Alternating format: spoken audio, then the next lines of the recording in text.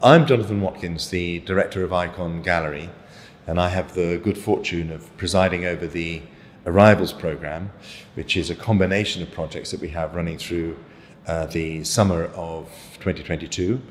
The Arrivals programme consists of a number of projects, new works by artists including the Australian Aboriginal artist, Joanne Scarce. We have also the work of another Australian of Fijian heritage, Salote Tawale. The artist from Malaysia, his name is Haffendi Anuar, who's now based in London. Also that of Osman Yousefzada, originally from Birmingham, born and raised in this city, now living in London, but of the Pashtun community. And we have the work of Abdulrazaq Awofeso, an artist who has recently arrived in Birmingham to live and work here from Nigeria. The Arrivals programme coincides with the Migrant Festival. It's an annual event that Ikon holds every year, concerned with this movement of people, to and fro, throughout the world, but particularly in Birmingham. Also, it coincides with the Commonwealth Games, which is going to be responsible for an influx of millions of people into this city from all corners of the world this year. This idea of human movement and migration is the thread that pulls everything in this Arrivals programme together.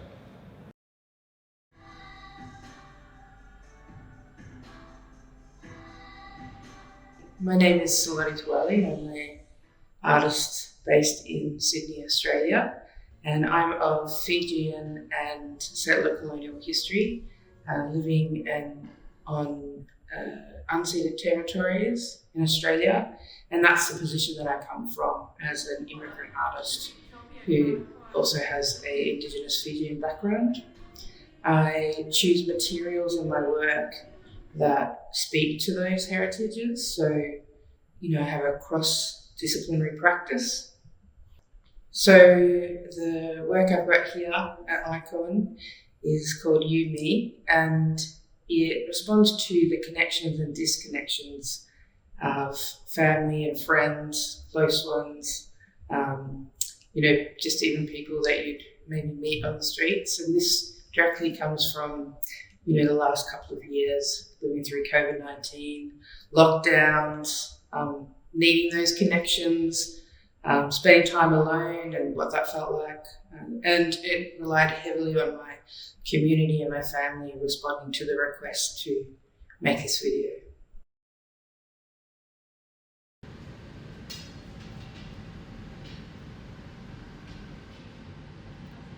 My name's Joanne Scarce, and I'm a Gulgurra and Nukunga woman from South Australia, and I've been working on two art pieces for Ikon Gallery and in partnership with Palais de Tokyo. So I'm currently blowing glass at the Wolverhampton School of Art. So the current research that I'm undertaking here as part of my residency with Ikon Gallery is related to the nuclear tests in South Australia. That was a part of the partnership with the British and Australian governments in the 1950s and early 1960s. The previous works that I've made in terms of nuclear clouds have been related directly to those events. So this cloud for Ikon Gallery will be in that similar context as well. So I have been making glass yams, which is a part of the traditional food that Aboriginal people, not every Aboriginal person in Australia, but majority of Aboriginal people eat in Australia. And bush food, like the yams, are an integral part of the work that I make.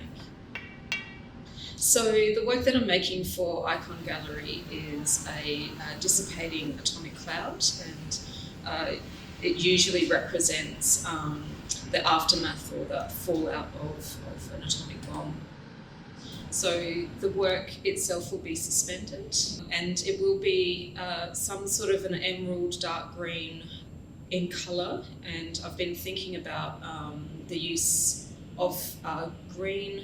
For me, it's like a representation of a shadow or the landscape that's been affected by radiation.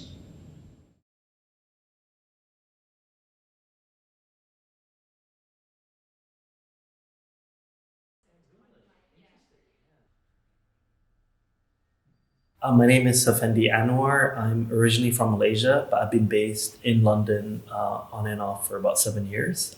I work predominantly in sculpture and painting. My current work looks at the sarong worn predominantly by men and omnipresent in the global south. The work I'm presenting at Ikon is a selection of pieces from my recent solo show that was shown in London. I'm showing 2 sculptures and 2 painted photographs. So the garment that I'm looking at is called kain pelikat, which is a Malay term used.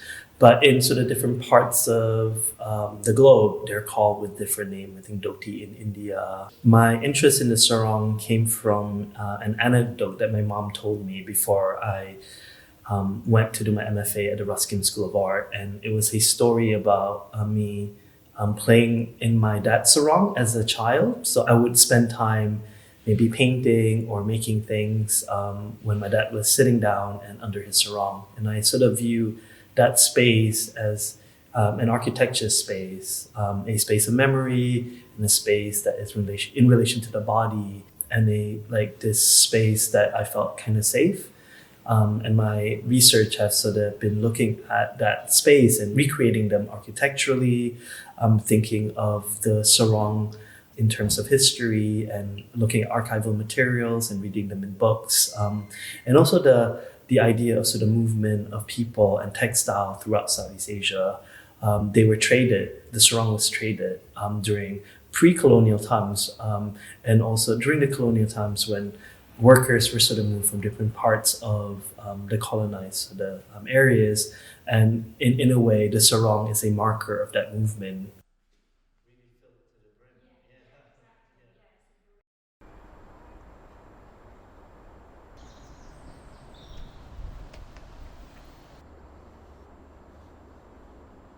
My name is Abdulrazaq Awofeso.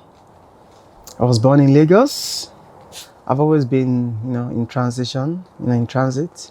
And yeah, through that, I've always had these encounters, with people. I would see a whole lot of piles of wooden pallets that they would dump. So I started working with, pallets, like my interaction with people. I found out that it has never actually left. It's always been a part of me. And these pallets, they've just fitted into that, my narrative of migration, commodities, the consumer. So the humans, we are the consumer of these products that are being transported from one city to another, and at the end of the day, they get dumped. So it has, that sort of history of migration to it, that filtered into what I really wanted to do. So when you get to Ikon, the kind of work you see is you'll find what I did. There was, for the first time, I decided to go quite a bit intimate, with people that I've met and people that I have seen, maybe from a distance. Some are close, some are not close. Some are just people who have played, a role in my life. I decided to put in some sort of a bourgeoisie sort of subculture. I discovered an essay called Skotane, them, and I found the similarity between them and the Les Sapeurs from the Congo, which I encountered, as I said, I discovered these 2 tribes while I was in Johannesburg, and I found sort of similarity in between them.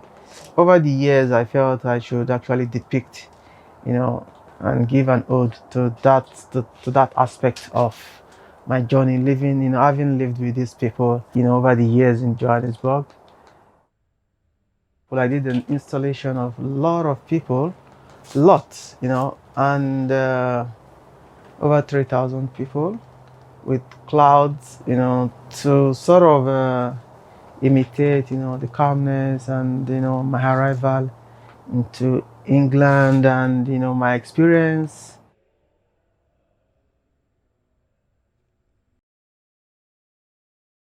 Hi everyone, I'm Osmuni Sultana.